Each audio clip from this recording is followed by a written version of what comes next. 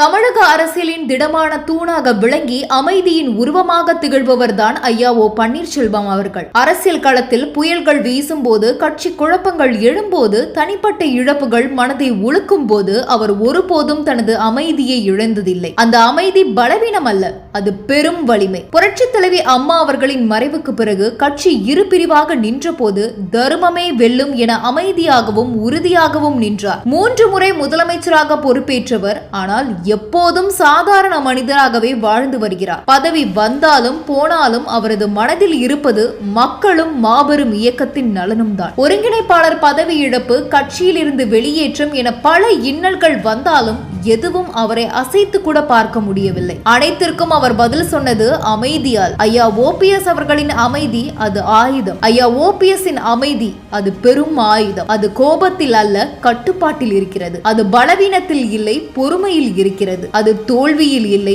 தொடர்ந்து போராடும் மன உறுதியில் இருக்கிறது. அரசியலில் சத்தமில்லாமல் சாதனை செய்யலாம், கோபத்தால் அல்ல, அமைதியால் வெல்லலாம். இன்று தமிழகத்தில் பலர் பேசுகிறார்கள், ஆனால் ஓபிஎஸ் அவர்கள் செயல்படுகிறார். பலர் கொக்கரிக்கிறார்கள், ஆனால் அவர் அமைதியாக உடைத்துக் கொண்டிருக்கிறார். ஐயாவின் அமைதி தற்காலிக இழப்புகளால் அல்ல, அந்த அமைதி நீண்ட கால உறுதியாய் நிலைத்து நிற்கும் வெற்றிக்காக. ஐயா ஓ பன்னீர்செல்வம் அவர்களே, உங்கள் அமைதி எங்களுக்கு உத்வேகம், உங்கள் உறுதி எங்களுக்கு வழிகாட்டி, உங்கள் தியாகம் எங்களுக்கு பெருமை.